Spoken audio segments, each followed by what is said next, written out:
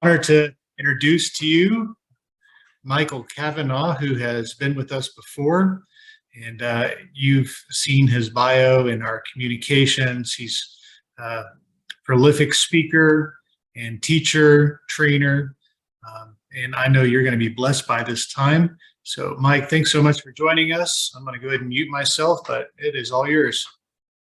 Well, thanks so much, Jason. I appreciate this opportunity, and it's good to see those of you that I saw last time. Good to see you again. Wonderful to hear different reports in the few minutes before the meeting for the nations of the world. Wonderful to hear all those different reports.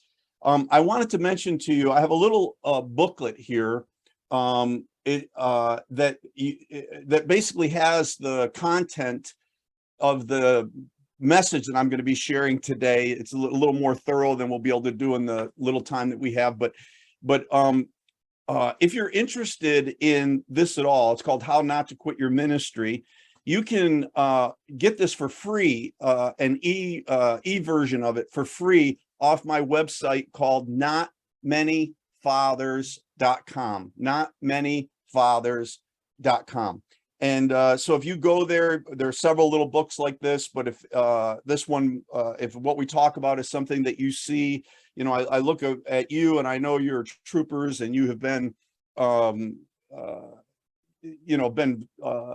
in this battle for a long time, but it's not just for you that I'm speaking to today. It's for the people that you minister to help them and to enable us, just a simple thought, how not to quit your ministry. And so you can get this little booklet for free, as I said, on there, an e-version of it, just download right to your computer. Or if you're interested in a hardback, you can get that on Amazon for a little whatever they charge on Amazon. I don't know, a little charge that's involved. How not to quit your ministry. In your notes I sent out, there was a headline that read this: Minister Thought Dead Discovered in California. And this is a true headline. I take it from a newspaper. And a minister was going through some discouraging times. He left his home, left his family, left his church, drove down to the nearby river and placed his shoes alongside the river. And so the people who came to the river later on, they looked, they saw, well, he must have committed suicide. His car was there, his shoes were there. And it was, great brokenness for his family, great brokenness for the church, very painful time. And then the church began, obviously, to kind of go on. Life began to go on until 2 years later, when one of the people in the congregation was getting on a bus and saw their pastor from 2 years before. And he had basically just quit. He had just brought his shoes down to the river and just quit. And in my experience, I've seen that when we go through these kinds of battles, these kinds of things that happen, that sometimes maybe it's not overt, it's not in a way that everybody can see, but we make our way to the river and we put our shoes down. We quit, basically. In our hearts, we quit. And we just can't quite take it anymore. And like this guy, we just kind of check out, we quit in that kind of way. So sometimes people quit in an overt way where it's obvious to everybody, like this man did. But sometimes we quit just by leaving our shoes at the river, just by saying, this is it. We can't do anymore. And we step back in that way.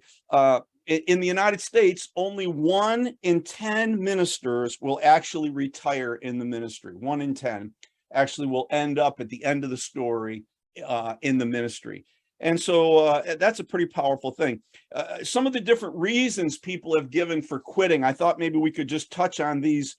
I'm going to touch on them lightly. We'll move right along. But in your notes, it says quitting is a real temptation. Number 1, here it is: dealing with personal evaluation of your call and effectiveness. I don't know whether you've ever come to a place where you have felt really shaken in your sense of effectiveness, that you just don't feel like you're very, very effective. Sometimes I think they have a show here on television, it's been for almost 20 years now, called American Idol. And the show starts out with with them auditioning bunches of people from all over the country to singing. And they're trying to identify this person who will be the next American Idol kind of a deal. And so one of the things that you see in the beginning of the show are these people who come up to sing, they're auditioning, they want to be the next American Idol, but they're absolutely terrible. And you think to yourself, doesn't this person know that they're terrible? Sometimes they're there with family members, and the family members, will be like, oh yeah, they did good. And I'm thinking to myself, tell the person the truth. They can't sing, and they're like self-deceived, right? They're getting up there thinking they can sing, they can't sing. And I think to myself, sometimes I've felt that way about the ministry. I've kind of felt like, I wonder if I'm one of those people. I wonder if I really just can't see the truth of the situation myself. And that self-evaluation can really eat away at us. One pastor said it this way: it's hard to feel significant as a pastor. We are constantly compared to amazing speakers, incredible entrepreneurs, and holy monkish people who pray more than we can. Our churches are compared to huge churches with massive budgets and incredible bands and staffs as large as our whole congregation. And so, there's like this looking and saying, maybe I just am not a very effective person. I just don't have it, the way some of these other people have it. And this can be something that sets the stage for us to quit. It's there. Another thing that can do it for us is dealing with questions, or another way to say this would be criticism, right? If you've ever been in any ministry leadership position, you've had to battle with criticism, right? One pastor said it this way: criticism is one of the things that really hurts. Amazingly, people will criticize their pastors in ways they would not speak of their worst enemy. I don't know if you ever felt that. And feel they have the right to hold an opinion on everything the pastor does. His professional life, his emotional life, the way he dresses, his choice of words, his kids, his personality, the car he drives, the friends he chooses, and the list goes on. It's easy to feel like you're a constant disappointment to people, that you are letting people down all the time. I don't know if you've had that kind of feeling. I know when I was a pastor, I did that for 20 years in a church that by many measures was very successful. But I remember having this feeling that I was letting people down all the time, that they were looking for something from me that somehow I couldn't quite give them. A third thing that we see is dealing with, we're talking about things that cause people to want to quit, dealing with personal rejection and betrayal. Have you ever felt that one? It's painful to realize that people, this is what one pastor said, it's painful to realize that people leave the church because they don't like you. Anybody ever had that experience? People leave your ministry or leave because they don't like, it's not the ministry, they don't like you, right? They don't like you. That you can invest deeply in a person, but they can still come to the conclusion that they should leave the church because of something they don't like about you. And often they don't feel the need to even explain. They just stop coming. And if you've ever been in the ministry for any length of time, you have heard stories of betrayal coming from family, coming from staff members, and for many people, this brings them to the place that they feel like quitting. Another issue is dealing with low pay. And I'm not, all of us would like to earn a little more money than we do, right? Where that's just human nature. But what I'm talking about when I say dealing with low pay is, you're called to a ministry that basically has little ability to give back to you. Maybe it's a super small community, whatever it is. And over time, that low pay can eat at your self-esteem. It can create a sense of bitterness in your family, and it grinds away at you over a period of time. Another thing that can get us is dealing with disappointment. I think that's one of the greatest enemies. We have certain things. Sometimes it's ministry disappointments, but sometimes it's within the context of our own family. Dealing with disappointment in our marriage, dealing with children who disappoint us, dealing with so many things, not experiencing the success we thought that we would experience. All of these kinds of issues can have an impact on us. Another is number 6, dealing with envy, right? Dealing with the fact that others seem to be progressing and you've been left behind. I don't know if you ever had that, if you've been in a church and somebody else's church is doing really good in your community and yours is not so good. And sometimes, even driving by that other church, you can almost feel like heat coming off of that church as you drive by because of the envy really that gets launched into our hearts. Maybe their kids have made good choices and your kids haven't. And so that's again, another envy issue. Here's another that most of us have to deal with to some degree or another, is dealing with personal brokenness. When we have things in our past, like I didn't come from a church family. I didn't come from a church background. There was a mess going on in my situation. And I think of Ted Haggard. We all remember Ted Haggard, who had such a powerful impact and a powerful ministry, but he was abused as a child and he carried baggage his whole life and was eventually brought down by the brokenness of his own undealt with issues that were in his life. He was brought down by that thing. And then maybe last of all here, dealing with a barren soul, and that is, many of us have had the experience of working away in ministry and somehow finding ourselves drying out. I think of sometimes in the States, we have these you'll see a farm with an oil pump in the farm and on the farm, and it just sits out there in the field. It pumps oil. I remember one time driving by and there was this oil pump and it was screaming, it was screeching as it was going up and down, pumping oil. And as I looked at it, I thought to myself that can be so much like what can happen to us. Here we are screeching in pain for the very thing, pumping the very thing that we ourselves need, a fresh anointing, a fresh touch of the Holy Spirit, a fresh work inside of us. But the oil pump, the rusty pump, is working away, and some of us can become rusty pumps. And you're people of experience here, and it doesn't take a lot of Bible reading or anything else for us to look at to realize that the temptation to quit has overwhelmed many biblical heroes. And you can look through, and it from your experience in seeing. And so I wanted to just take a few moments today to share with you some biblical principles that have helped me not to quit. That is, when I'm in the throes of the battle, when things are, coming against me, these are the things that have helped me to hang in there. And biblical principles that have helped me not to quit. Okay, number 1, this is in your notes too, if you had a chance to get those. Number 1, reframing my understanding of ministry. In your notes, it says reframing when you see an old thing in a new way that gives a positive light to it.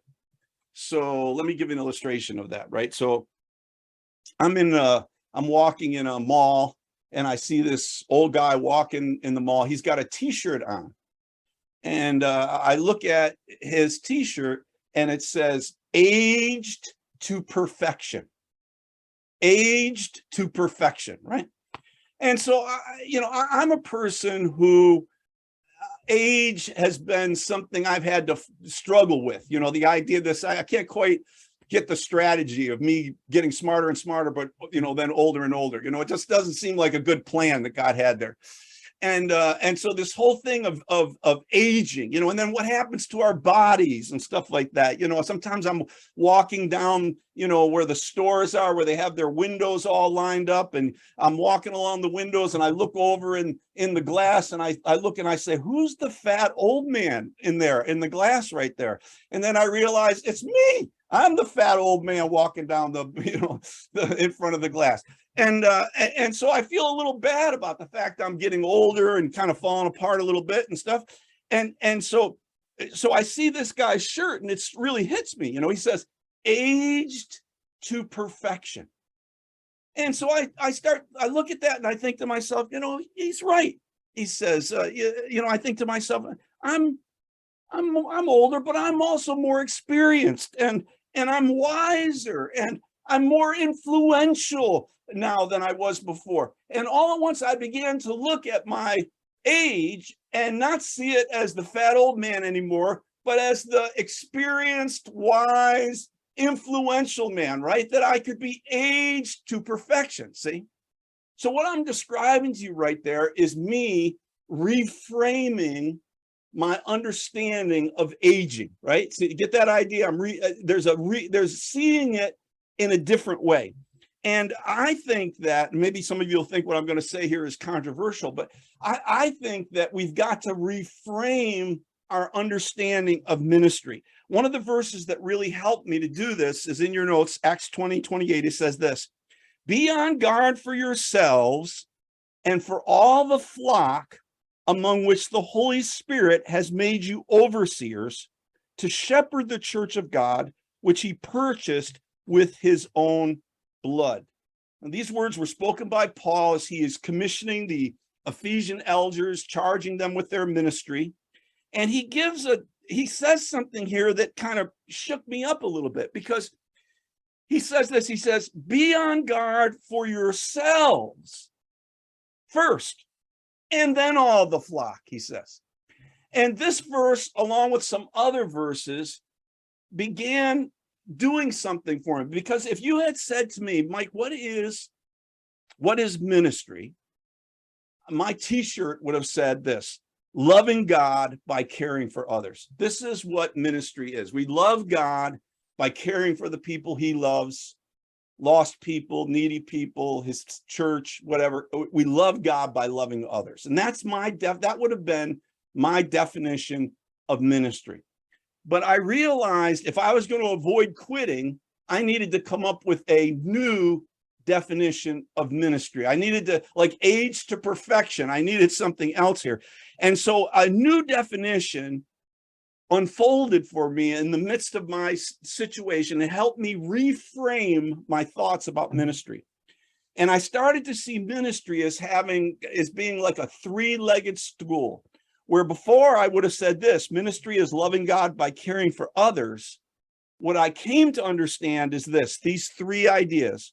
Ministry is loving God by caring for others. Ministry is loving God by caring for my family.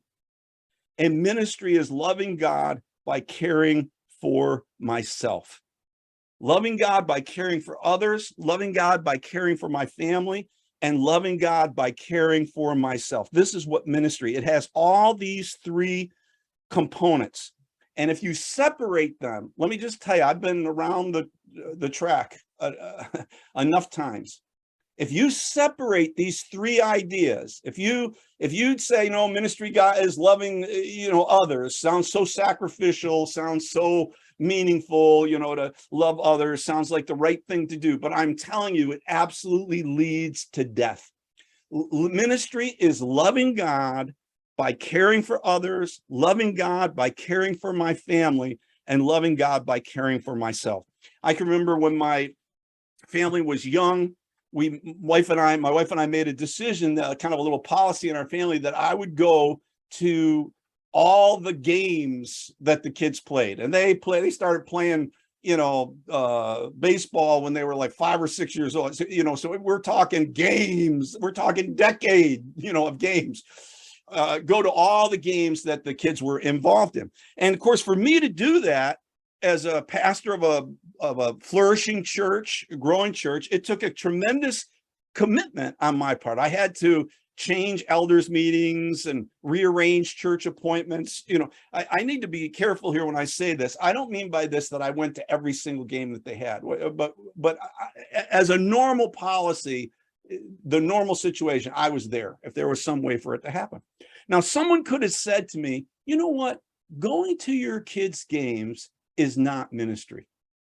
That is not, that's something, that's doing something for yourself, going to your kids' games. But you know something, they would be absolutely wrong. Why? Because ministry is loving God by caring for my family. And the truth is, one of the greatest gifts I ever gave my church or the whole ministry that I was involved in was that my children felt loved.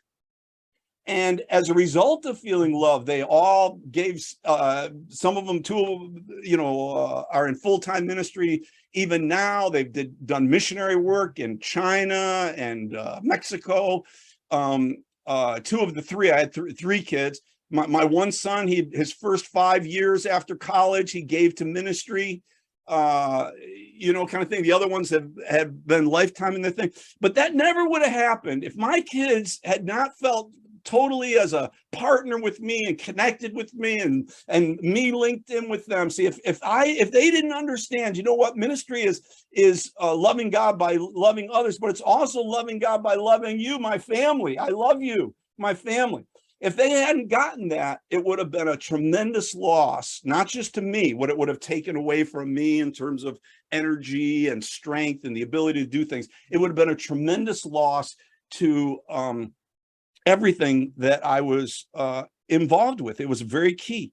In your notes, I made this statement. Look at this. And you may think this is controversial. I understand, but this is what I said. My vacation, my hobbies, my education, my devotional life, anything that nurtures my soul is fulfilling my call to ministry. Now, this shakes up some of us, our theology and our thinking and things like that, because many people see any blessing that comes to us as selfish.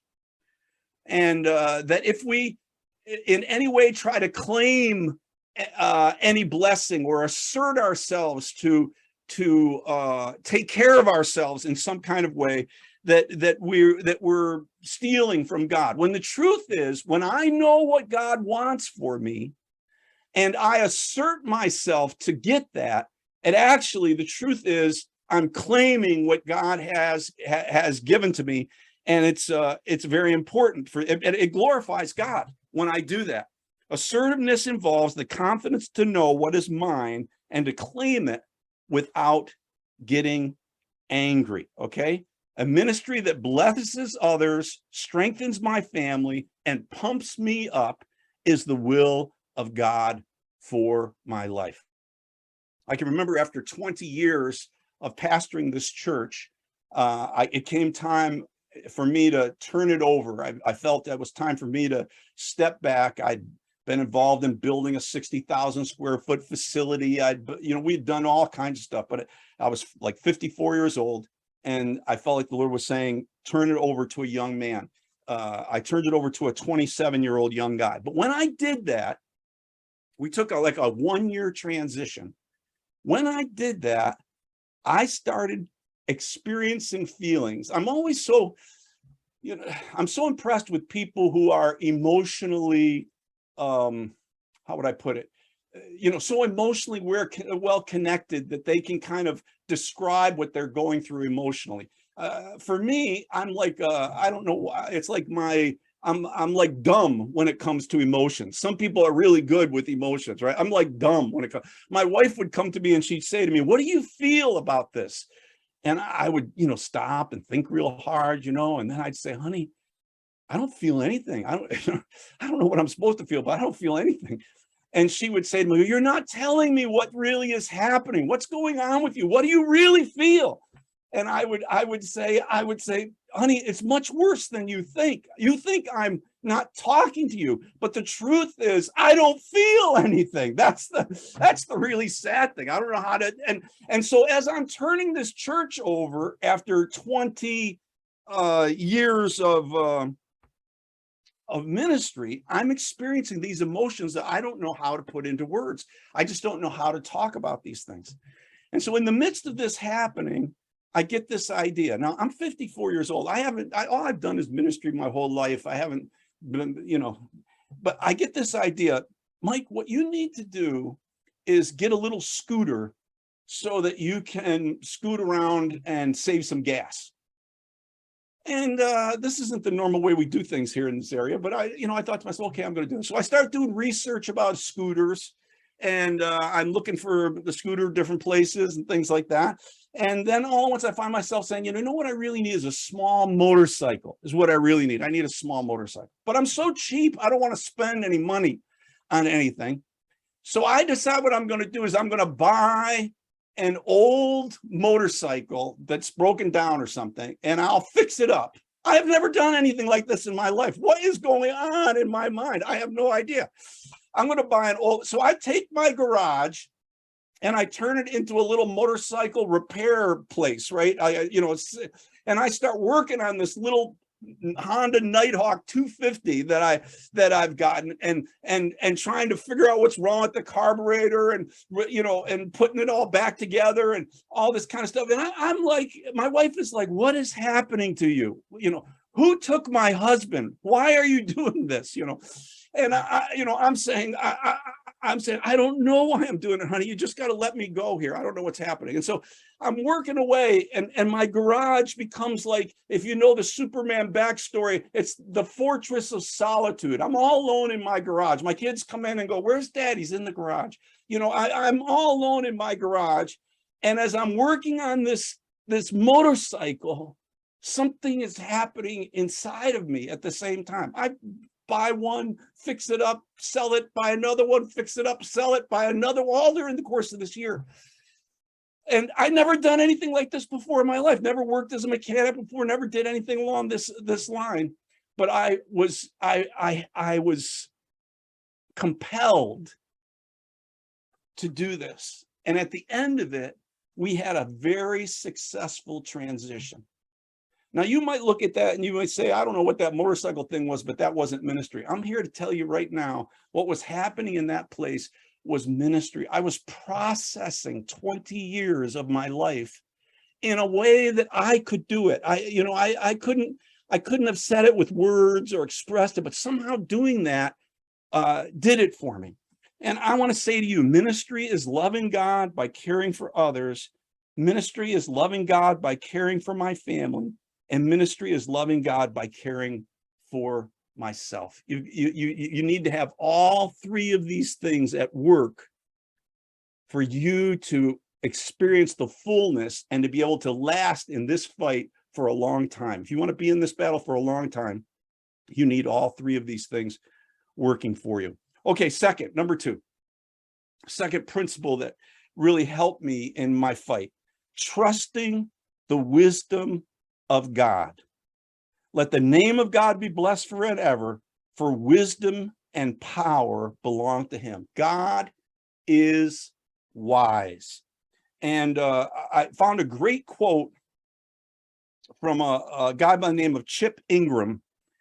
And it says this, the wisdom of God tells us, listen to this quote. It's in your notes. It says this, God will bring about the best possible results by the best possible means for the most possible people for the longest possible time. The wisdom of God tells us that God will bring about the best possible results by the best possible means for the most possible people for the longest possible time.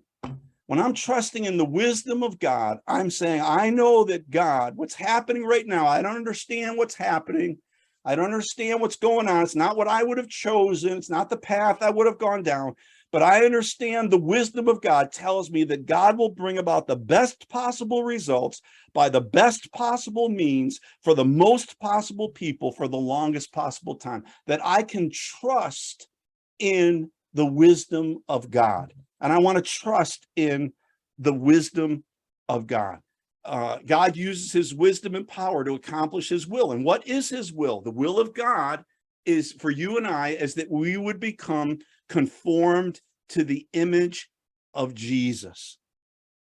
Now, that means he's going to use all the circumstances, all the different things that are happening in your ministry, all the things that are going on. You've got to come to the place that you can trust in the wisdom of God. I don't know if you're like me, but I would ask questions like this. Why did God send me to the town I'm in?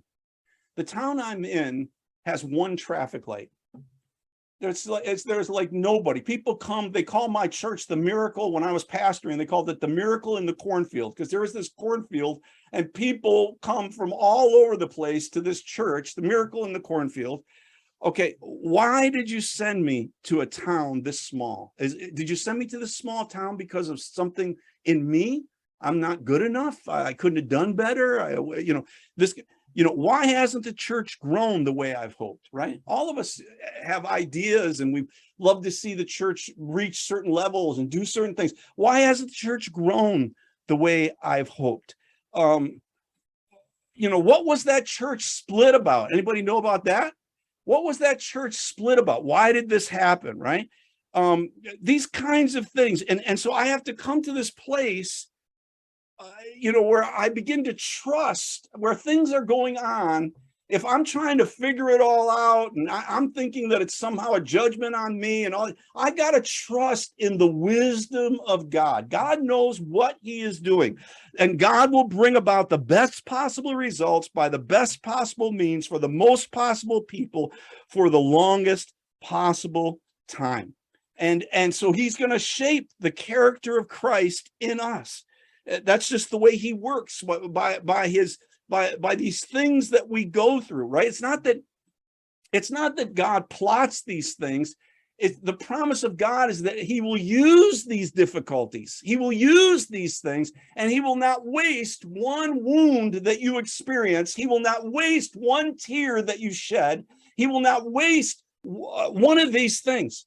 There was a word I got in my spirit. It was this. Listen to this. Is God wants you to know, if there were a kinder, faster, or gentler way for him to change you, he would be using it. Right? If there were a kinder, faster, or gentler way for him to change you, he would be using it. If you're going through difficulties, God knows those things are happening. He's not motivating them. He's not causing them to happen. But he knows that he is working for you to have formed the character of Christ in you. And, you've got to embrace that. Lord, I embrace your wisdom. This is not the path I would have chosen, but I embrace your wisdom. I think of the words of Joseph. All of us remember, he says, as for you, he speaks to his brothers. He says, as for you, you meant evil against me, but God meant it for good, in order to bring about this present result, to preserve in many people's lives. We've got to embrace the wisdom of God. That's what gives us the ability to pray the prayer, Father, forgive them, for they don't know what they're doing. That's what enables us to do that, the wisdom of God. And then last of all, becoming a drink offering. The third thing I've had to this is part of this reframing, right? And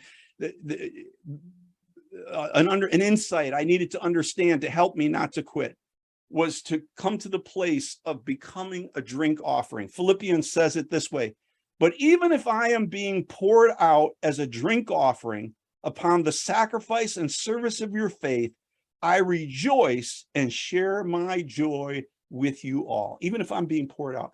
When we think of a drink offering, all of us remember that story from the Bible where David says, oh, I wish I had a drink from the well in Bethlehem. And a couple of his mighty men hear him say this, and they go dashing into Bethlehem, and they fight their way through, run through a troop, jump over a wall. They get in there, get water from the well, and they bring it back to David. And we all remember the story. David takes the water and he looks at it and he says, I can't drink this water. He says, this was you sacrificing yourself for me. He says, I can't drink it. And so he says, the only one worthy of this is God. And he pours the water out, the water that they've sacrificed themselves for. He pours it out and he makes it an offering to God, a pouring offering to God. And, you have to come to the place, if you're not going to quit, you got to come to the place that you say, I am a drink offering for God. God is worthy of the best years of my life. He is worthy of all of my strength. He is worthy of all of my finances. He is worthy of everything that I have. And I offer myself to God as a drink offering. Now, what I have come to see is that when you give yourself as an offering, you pour that water out on an altar, and the altar is composed of three things. I'm coming down to the end here, so hang in here with me. The altar is composed of three things, right? Here's the altar that you are poured out on before God. The first altar is this: your gifting, or the limitations of your gifts. The limitations of your gifts. You know, every one of us has had to come to the place that we've realized maybe we're not the best speaker, maybe we're not the best administrator, maybe we're not the best leader, but you are the one that God chose and gifted. And so it's a struggle. You'd like to quit rather than pour yourself, because you say, why couldn't I have been better? If God was going to put me in this situation, why couldn't I have been better at this? And so you hold yourself back. And the second one here, the second altar is this: your community. All of us have basically our mission, who we are sent to. And some of us, we love our mission, and some of us not so much. That is, because our community has limitations on it. If you're a pastor, you may look at it and say, why did God send me to this town? Why with a population like it is? Why with the economic limitations that are here? Why with the historical bondages that this town has? Why did God send me to this town, right? And you can even look, like I was looking at myself, and you can think, maybe the reason God had to send me to this town was because I'm so limited, that kind of thing. But you don't understand something. Sometimes God takes his greatest people and he pours them out on a very few people. And he does it because he is, he just has no limit to what he pours himself out. He has no limit to his expenditure. He's not held back in any kind of way like that.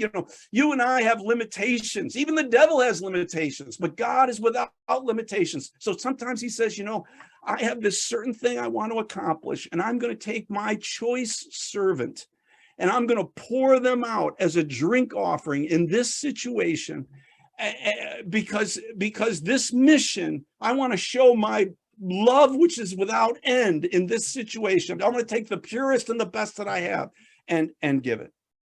And then thirdly, the third thing your life gets poured out on is your team. And what I mean by that is the limitations of your team. Why did he give you the worship leader you have? Why did he give you the elder you have, or the youth guy that you have?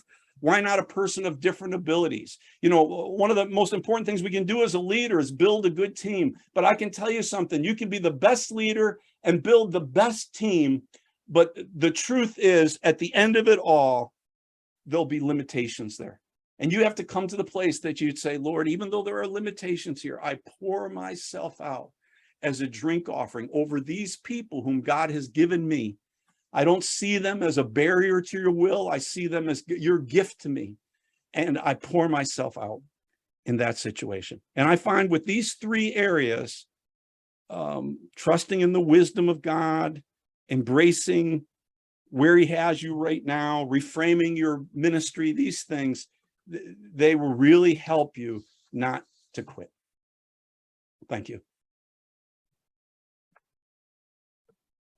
Wow, thank you so much for that challenging word.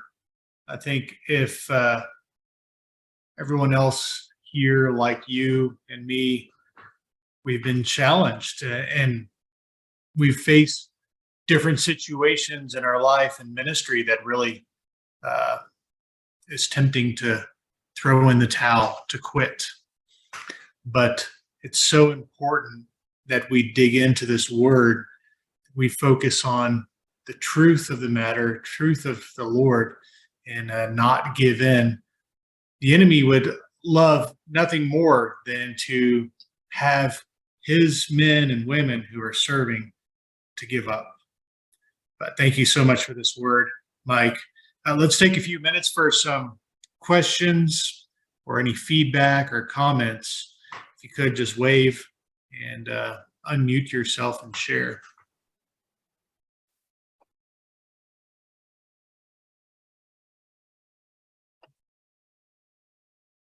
Emmanuel, did you just wave or were you just moving your hand?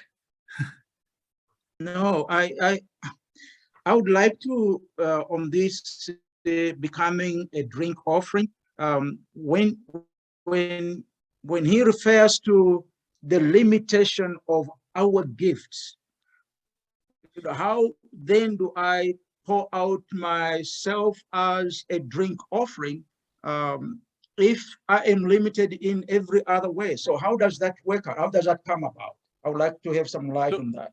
Thanks. So what I'm trying to get at there, and words are sometimes limited in what they express, is that one of the things that causes you to back away from giving your all to God is when you see what a goofball you are, but basically all the problems and mistakes that are inside of you, right? One of the things that keeps you from giving your all is when you look at your mission and you evaluate your mission and you say, I don't think this is not such a great mission. This is not so meaningful. This is not so wonderful. One of the things that causes you to quit is when you look at your team and you say, why did God give me a team like this? They have all these problems and I work so hard to try and put it together, right? And so you have to make this determination, even though I have limitations, even though my mission is not what I have chosen, even though my team has weaknesses, I offer myself, right? Otherwise, those things will constantly keep you backed away, keep you from giving your best, giving your all, because you're looking at your weaknesses, or you're looking at the weaknesses of your team or the mission that you're involved in. That's great. Thank you. What other questions? Andrew. Yeah, I'm on now. Yes. Yes, I'm Apostle Andrew Mwava from Zambia. Yeah, the message has been very educative, very inspiring, especially on the issue of the three-legged stool. Looking at ministry in 3 dimensions, looking at yourself, your family, and others. I think what I've seen there is the issue of balancing the 3. I think that is where the problem has been, especially here in Africa. Sometimes we are labeled that we are thieves stealing from the church because of not balancing of the 3 aspects of ministry. Sometimes you may direct your resources more to yourself than to ministry, or more to your family than to ministry. And then, or sometimes you find yourself, you put your things, everything towards others, and then you forget about your family. And families have been in problems. I have a friend of mine that passed on in Uganda. He's a founder of a ministry, and he was directing everything towards ministry. And the time when he passed on, there was nothing that was left out for him and his children. So the people that took over left the children without anything. So that is an aspect of balancing that I've seen that is very encouraging to me. Thank you so much. Thank you, Andrew. I think it's important. I think of the speech they give to you on the airplane. They'll say, if there's a sudden change in cabin pressure, your oxygen will come down. And they say, put it on yourself first, then take care of your children or anybody else who's with you. Put it on yourself first, because if you don't have oxygen, pretty soon everybody is wiped out, right? And I think we miss how important it is to care for ourselves and to care for our family, that really is part of what gives the whole church oxygen and what enables you to go the extra mile and do the things that you want to do, because you have first been caring in those other areas also. Thank you. I have a particular teaching that I often share when I travel about family and ministry. And I have this one quote. I don't know if I made it, but I've been saying it for so long, so I'll claim it. Don't sacrifice your family on the altar of ministry success. And if you sacrifice your family on the altar of ministry success, you'll end up in a situation like the brother in Uganda, where there's nothing left for your family. And, sometimes we compromise in a way that we give everything to ministry, but we lose our family in the process. And there's others that give everything to their family and they forsake the call of God.